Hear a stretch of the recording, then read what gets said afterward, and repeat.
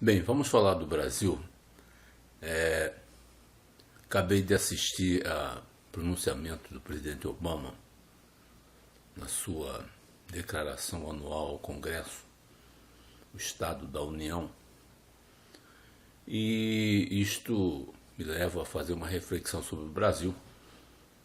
Afinal das contas, o nosso país, que não podemos comparar diretamente com os Estados Unidos, tem uma história diferente, tem uma trajetória diferente, tem uma cultura diferente, tem uma postura diferente. Mas alguns paralelos precisam ser traçados neste momento em que estamos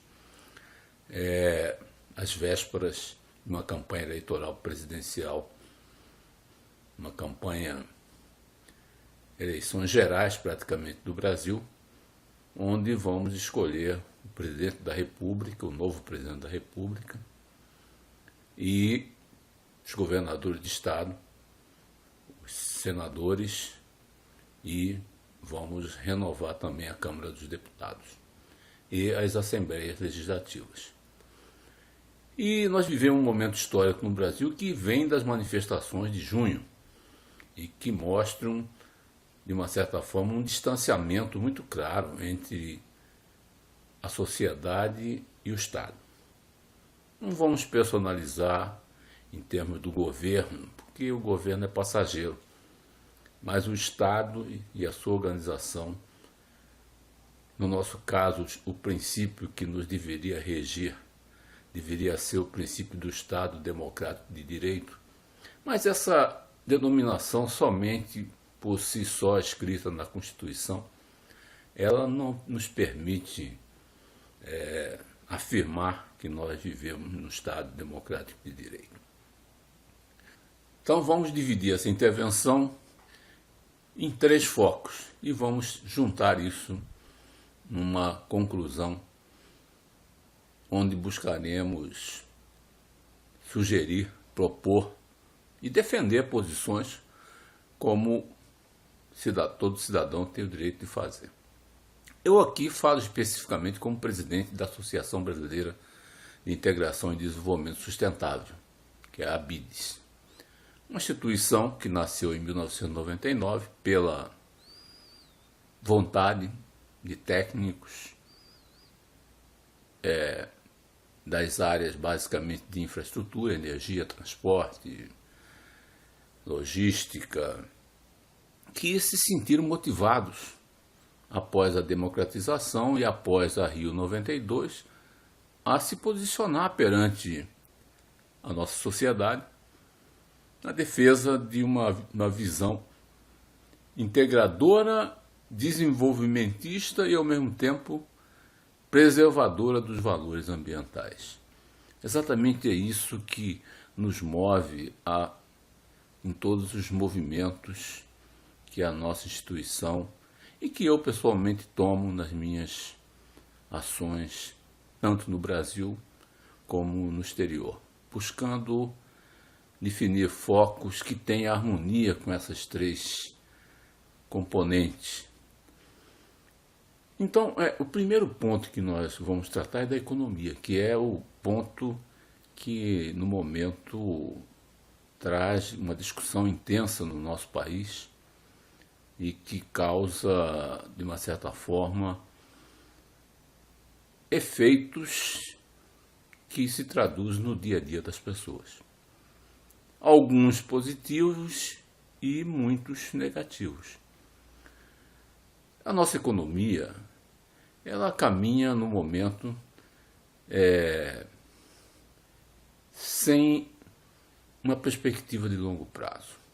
Sempre se falou no Brasil sobre a questão do planejamento estratégico, o planejamento, a visão de longo prazo, para que o Estado tivesse algumas metas, alguns caminhos, alguns processos definidos para o médio e longo prazo que não fossem alterados a cada mudança de governo, tanto no nível do governo federal, como no nível dos governos estaduais e até mesmo dos municipais. Alguns princípios, alguns rumos, algumas metas consensuais devem prevalecer para que a economia tenha um caminho de longo prazo. Quando se coloca um navio para se navegar em direção a um porto no estrangeiro, se traça uma rota, senão esse navio não chegará a esse porto.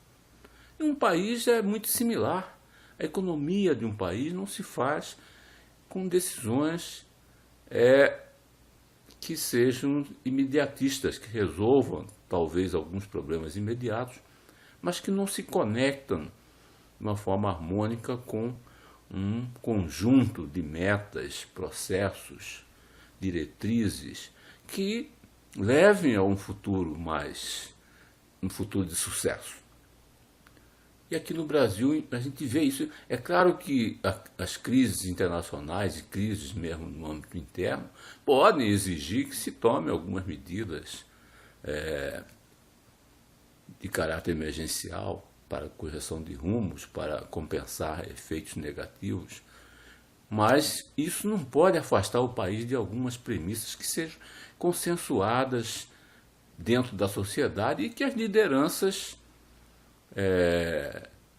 que são eleitas no processo democrático respeitem esses caminhos, essas definições maiores, que seriam coisas mais do Estado e menos do governo. Mas não é possível dissociar totalmente governo de Estado. Se fosse possível fazer isso, não precisaríamos de governo. O Estado, por si só, seria capaz de gerenciar sem termos até mesmo eleição. Como em alguns países ocorre isso. Só que isso nos leva ao totalitarismo, nos leva a ditaduras. Então é a conciliação do papel do governo, observando os valores mais permanentes da nação e as aspirações mais claras e definidas do povo, é que vão formar esses objetivos, essas metas do planejamento estratégico de longo prazo, que nós não temos. Não dá para dizer que o Brasil tem um planejamento de longo prazo. E isso é uma carência. Cria-se Ministério de Estudos Estratégicos, mas normalmente é colocado lá o ministro que se coloca sem demérito nenhum para aqueles que já passaram pelo Ministério de Assuntos Estratégicos, como se fosse uma compensação. É um cargo que não é considerado importante pelos partidos majoritários, pelos partidos mais importantes. Ora, se isto não é considerado importante dentro de um governo, claro que o povo, né, todo o sistema produtivo, toda a nação, ela também não se sente comprometida nem com nada para o futuro. Daí incertezas, daí insegurança, daí mesmo derivam-se a instabilidade jurídica que muitas vezes afeta não só economicamente, mas afeta institucionalmente o nosso país. As pessoas foram para a rua porque elas não acreditam no sistema que está aí. Elas não foram para a rua simplesmente por causa do transporte público, pela chamada mobilidade urbana, ou somente por saúde, por educação ou contra a corrupção. Elas foram para a rua para demonstrar uma grande desconfiança e desconforto em relação ao sistema político que nós estamos vivendo. E essa mensagem foi captada por alguns, mas pela grande maioria não foi. E isso é um problema que nós temos que superar. Então a economia, ela se atrela ao nosso sistema político.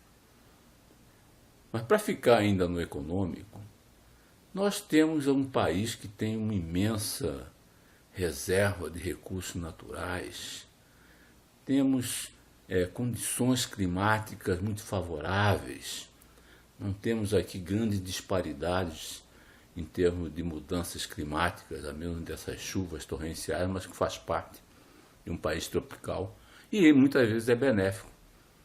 Ora, o que as pessoas sofrem nessas enchentes que ocorreram agora recentemente, com mortes no ano passado, é uma displicência total, é decorrência dessa falta de visão de longo prazo. Porque as pessoas não deveriam estar morando em área de risco, essas áreas não eram para estar sendo habitadas. Mas cidades foram construídas em áreas de risco. Veja o caso de Teresópolis, veja o caso de Friburgo.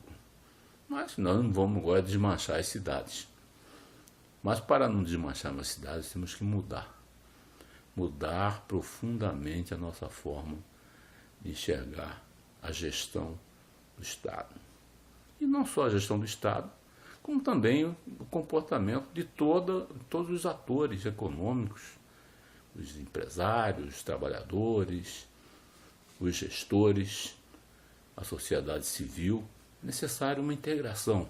Por isso que me chamou a atenção na declaração do Obama. Ele foi capaz de ir ao Congresso, Senado e Câmara dos Representantes reunidos e fazer um discurso preparado. Claro que ele não foi lá de improviso, mas ele conseguiu se colocar como líder de um país que vai ter consequências eleitorais. Não sabemos ainda se positivas ou negativas, mas conseguiu passar uma mensagem para a nação. Todos os americanos e grande parte do mundo assistiram à declaração de Obama. Muito feliz na exaltação das vantagens comparativas que os Estados Unidos têm em relação aos outros países, dos seus potenciais e das suas necessidades, principalmente a questão do emprego, e focou num ponto fundamental, que é a questão da inovação. Ora, a inovação é claro que vai mover o mundo, e vem movendo o mundo há muito tempo. Os Estados Unidos só é a potência que é, porque é o líder nas inovações. Tanto é que os nossos programas aqui de formação de jovens na educação superior propõe agora ao governo, acertadamente, que os nossos jovens possam participar, estudar nas universidades da Europa, dos Estados Unidos, da China, etc. É um direcionamento correto. Mas, quando olhamos para o plano interno, o Brasil é muito carente em termos de inovação. O nosso sistema de pesquisa e de desenvolvimento ele é abandonado. Nós investimos muito pouco em ciência e tecnologia e não temos uma política de ciência e tecnologia. Esse que é o problema. Temos um Ministério de Ciência e Tecnologia, mas não temos uma política de ciência e tecnologia. Cada um faz o que quer, nos seus interesses. E o problema todo é que, na maioria das vezes, os ministérios são aparelhados por partidos que buscam beneficiar os seus filiados, suas lideranças, seus estados. Temos a Amazônia, a maior biodiversidade do mundo, a maior área coberta florestal do mundo. A enorme riqueza que está concentrada ali. Existem alguns institutos no estado do Amazonas, existem alguns institutos que são pioneiros, que estão fazendo um grande esforço, mas é preciso de apoio, é preciso de políticas que definam exatamente quais são os objetivos na área da medicina, na área da pesquisa biomédica, na área de materiais inovadores que nós podemos extrair daquela biodiversidade. Então, um país rico em potencial, mas pobre em gestão e ações estratégicas. A nossa economia, de acordo com o estudo da ONU, da UNEP, se aplicarmos o conceito de economia verde, a questão da valoração dos serviços ambientais de uma forma correta, nós temos condição de multiplicar o nosso PIB por 3 ou 4. Não será de hoje para amanhã, mas se começarmos a dar formação, investir em formação das pessoas, principalmente dos jovens, conectar a pesquisa científica com as metas objetivas envolvendo o mundo empresarial. Essa conexão ainda não foi feita no Brasil, apesar de todo mundo falar nisto, mas não há nenhum programa concreto, visível, que chame a atenção, que seja capaz de mobilizar a nação. Então a presidente Dilma deveria, por exemplo, em vez de mandar o chefe da Casa Civil fazer aquele anúncio burocrático no Congresso de suas intenções, logo no começo da legislatura, agora da nova legislatura do Congresso Nacional, ela deveria ir se preparar, consultar os seus ministros, consultar o Lula, consultar a oposição e se colocar como uma liderança nacional, propondo uma transformação, propondo uma união. Vai existir sempre divergência. Agora, essa história de a gente ficar vivendo uma disputa, uma falsa disputa entre PSDB, PT e o PMDB como um grande bloco totalmente informe, que é basicamente um partido que tem caciques regionais, o maior partido do país, não é capaz de lançar um presidente da República, esse partido tem algum problema. Tem algum problema. Não tem grandes lideranças, reconhecemos que existem grandes lideranças regionais, mas é um partido que não consegue unir o país. Basicamente, quando o PSDB ganha a eleição, o PMDB vai governar junto com o PSDB. Quando o PT ganha a eleição, o PMDB vai governar com o PT. Então, falta grandeza. Então, essa presença do Obama no Congresso, ela mostra que pode ser feito diferente. O presidente da República tem que se colocar. Eu não vi ninguém falando um ar durante a fala do presidente. Quer dizer, há uma construção institucional que permite que o presidente da República vá à casa do povo, que é o Congresso Nacional, e se posicione de uma forma clara sobre temas que muitas vezes são polêmicos. Obama falou hoje sobre temas polêmicos, falou sobre a questão do terrorismo, falou sobre a questão dos programas de assistência de saúde pública, que é uma grande polêmica nos Estados Unidos, que está sendo uma grande polêmica nos Estados Unidos, falou da questão da espionagem, tratou de todos os temas de interesse nacional, apontando uma direção para o futuro. Falou da energia. O Brasil, em termos energéticos, está perdendo a corrida. O nosso gás natural, por exemplo, que poderia ser um grande insumo para a nossa economia, não existe um planejamento. Os que querem o consumo do gás não podem assumir compromisso porque a Petrobras não garante a entrega desse gás e é o gato correndo, o cachorro correndo atrás do rabo. E ninguém sabe direito, não há segurança, e nós vivemos de importar 50% do nosso gás da Bolívia, como quando teríamos condição de produzir aqui pelo menos o dobro do que nós produzimos hoje em 10 anos. Mas para isso tinha que ter uma diretriz, tinha que ser esse planejamento. Por isso nós colocamos em discussão, dentro da BID, já colocamos isso em vários outros fóruns, a questão da integração paralela da economia, que é uma metodologia que nós pensamos durante o nosso estado em Londres, frequentando a Escola de Economia de Londres, conversando com algumas lideranças do mundo científico, político, porque temos que criar um novo plano onde medidas de longo prazo e de incentivo ao crescimento sustentável sejam colocadas fora deste plano da economia atual, como se fosse uma migração lenta, passo a passo, para a gente poder separar o joio do trigo. Vamos colocar medidas consensuais, como, por exemplo, vamos criar um grande fundo de desenvolvimento atrelado a uma caderneta de poupança que todos acreditem. Porque hoje em dia o povo coloca o dinheiro na caderneta de poupança, ganha muito menos do que o Estado, o governo, paga para os empresários, principalmente para os bancos, para quem compra os títulos do governo. Mas a pessoa mal orientada, mal formada, ela acha que está conseguindo muita coisa. Por que não fazer uma caderneta de poupança atrelada a um Fundo Nacional de Desenvolvimento Sustentável, na qual os empreendimentos sejam decididos por um conselho de investidores, nas quais o Estado pode estar presente, por exemplo, o BNDES pode aportar grande parte dos seus recursos para um fundo desse tipo, os fundos de pensão, em vez de ficar atendendo clientelismo, criando ex-batistas, né, que somente frustram o país e corrompem a própria imagem do país. Vamos criar um fundo bem gerido profissionalmente, não é necessário criar uma nova estatal.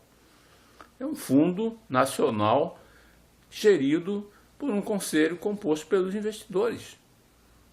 precisamos de criar novas estruturas. Podemos usar a estrutura da Fundação Getúlio Vargas, a estrutura de outras instituições, onde possa abrigar uma gestão desse tipo, onde o retorno financeiro dos empreendimentos selecionados criteriosamente, eles vão remunerar também a caderneta de poupança. Olha, se a taxa de retorno que os empresários hoje acham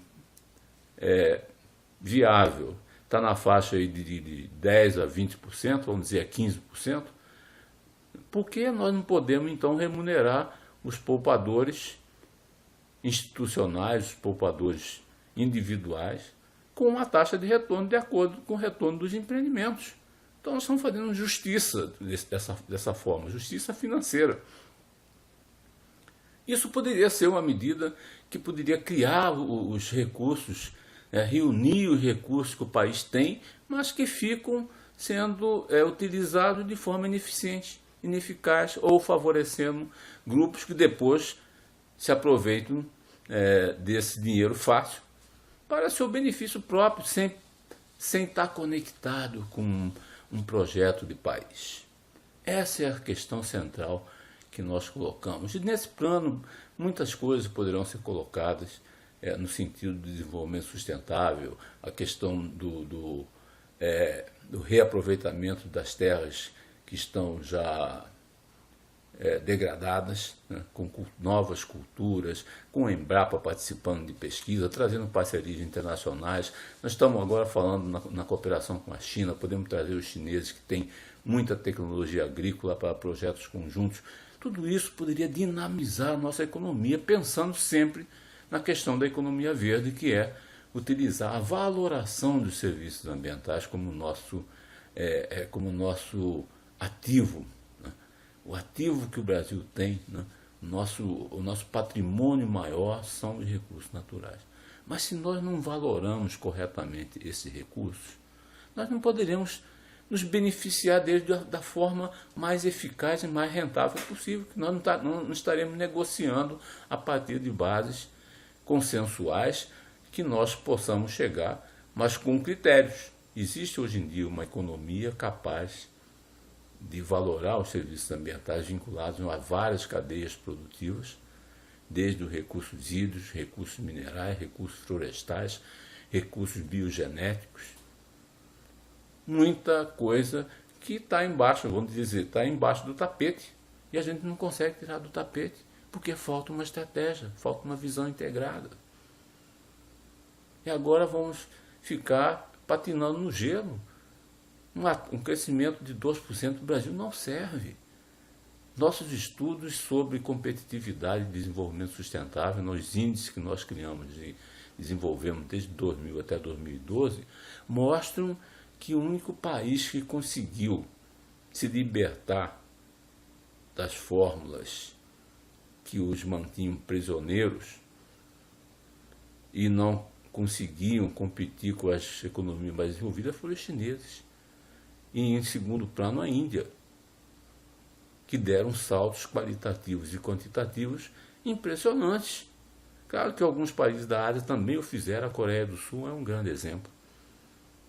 Os países da Ásia, né, também do Pacífico, são países que investiram em educação, em ciência e tecnologia, tiveram uma visão de longo prazo e conseguiram. Mas a China é o grande exemplo. Agora, o Brasil, de acordo com nossos estudos, nós levaríamos 200 anos se a gente continuar crescendo nesse ritmo que a gente está crescendo para atingir uma média aí da qualidade de vida, do IDH e da riqueza dos países mediamente desenvolvidos, tipo Itália, Espanha, diria França, Inglaterra, Canadá. 200 anos. E eu não quero esperar 200 anos. Eu posso esperar mais 50, embora não vá viver. Mas meu filho, eu queria que ele já sentisse um Brasil mais seguro, um rumo mais definido, onde se saiba onde quer chegar, de onde quer sair, aonde se quer chegar e como chegar.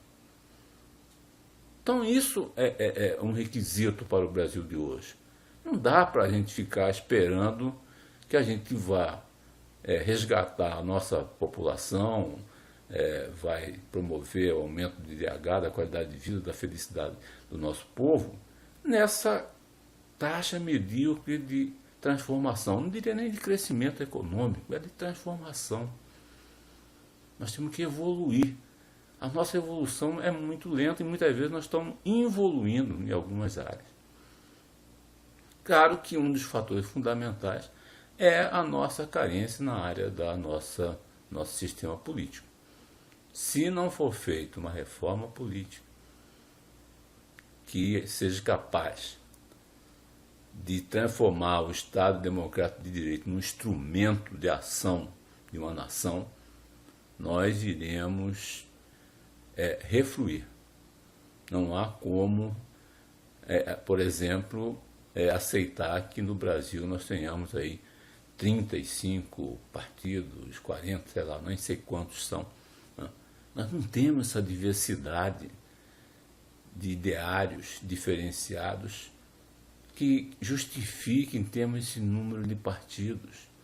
Ora, se os nossos líderes, se os nossos atuais representantes, eles acham isso normal, algo está errado. Se o povo foi à rua agora no ano passado, porque vê essa desconexão entre representantes, sistema representativo e realidade do povo, ele vai voltar às ruas talvez de uma forma até mais violenta num dado momento, quando esse sistema cair de vez. Que a tendência é essa. E eu tenho bons amigos, eu tenho ótimos contatos no Congresso Nacional, conheço algumas lideranças importantes, honestas, que trabalham para buscar saídas, mas o conjunto, né? Quando a gente falar em base do governo, uma mistura de siglas, uma salada de letras, e nem sabe. Antigamente a gente sabia o nome dos ministros, eu sabia o nome dos principais ministros. Hoje eu sei do Aloysio Mercadante, qual outro? Do Guido Mantega, qual outro? Lobão, que é da minha área basicamente. Marta Suplicy, que é uma figura, né, super conhecida no Brasil, mas começa a ficar difícil. Aldo Rebelo, que é meu amigo pessoal, uma grande figura. Agora, outros já não sei, confesso que não sei. Tem o da Justiça, que também já nem me lembro, Eduardo Cardoso. Então, começa a ficar difícil um país onde a população, e olha que eu sou uma pessoa que leio, todo dia eu leio o Globo, assisto televisão, assisto a Globo News, assisto CNN, estou sempre vinculado, né, e frequento muito Brasília. Se eu não sei, se imagina um cidadão médio, mediamente informado, sem falar nos que nem nenhuma informação recebem. Então, desenvolvimento sustentável é pensar o futuro. Não adianta falar que o desenvolvimento sustentável é fazer hoje tudo para que a geração futura possa vir a sobreviver em condições dignas sem tomar atitudes. É muito fácil falar, como dizia Félix de Bulhões, fundador do Conselho Empresarial Brasileiro para o Desenvolvimento Sustentável, CEBEDES, desenvolvimento sustentável não é uma panaceia. E continua não sendo uma panaceia. É necessário um esforço muito real, muito concreto, de união de forças, e colocar essa capacidade acadêmica que nós temos, junto com as organizações da sociedade civil, junto com o empresariado, incentivado pelos governos, junto com o sistema financeiro, e partir para uma união de forças. Tenho defendido a participação do sistema financeiro no processo de desenvolvimento sustentável através da valoração de serviços ambientais, transformando esses valores ambientais nas cadeias produtivas, nas empresas, em equities, em papéis do mercado financeiro que vão para a Bolsa de Valores. Existem algumas iniciativas, mas são muito tímidas. Os países desenvolvidos estão muito mais avançados nessa questão da introdução no mercado financeiro de papéis lastreados em valores ambientais, nós aqui estamos muito atrás desse país e nós estamos perdendo, na realidade, o barco da história, quando essa união do sistema financeiro com a questão dos potenciais de recursos naturais que nós temos, poderia alavancar um processo de desenvolvimento sustentável dentro de uma visão de círculo virtuoso, sem esses radicalismos em que alguns ambientalistas criticam que que a economia verde seria transformar a natureza num produto do mercado e ser submetido mais uma vez ao sistema financeiro e ao capitalismo. Essa visão tem que ser alterada, mas para isso também é necessário que o sistema financeiro abra os olhos e consiga enxergar que não é um ufanismo, nem é uma utopia. É plenamente factível dentro da regra de mercado, dentro do realismo científico-tecnológico, transformar nossos potenciais de recursos naturais em valores que podem ser colocados no mercado financeiro, com responsabilidade e com esse objetivo maior de planejamento de longo prazo. O Brasil pode se transformar numa China em termos de evolução, mas é necessário muita responsabilidade de cada um de nós. É necessário muito desprendimento, é necessário quebrar essa rotina já está muito enfadonha, de uma disputa pseudo-ideológica entre PT e PSDB, que é um negócio bastante deprimente para nós que pensamos num Brasil maior. E ficamos até tristes de ver algumas grandes lideranças aqui, nossas, submetidas a isso, e ficamos nesse disse não disse, se prioriza dossiês, se prioriza destruir a imagem de um e de outro, mas construir junto alguma coisa não passa pela cabeça dessas nossas lideranças. Vejo muito pouco esforço, vejo uma visão medíocre de algumas pessoas que eu tinha grandes esperanças que pudessem se transformar em grandes estadistas. Né? Os nossos estadistas, eles deixam a desejar. Isso fica muito claro quando a gente vê, não estou louvando os Estados Unidos nem o presidente Obama, mas o sistema deles permite que estadistas se colocam como estadistas.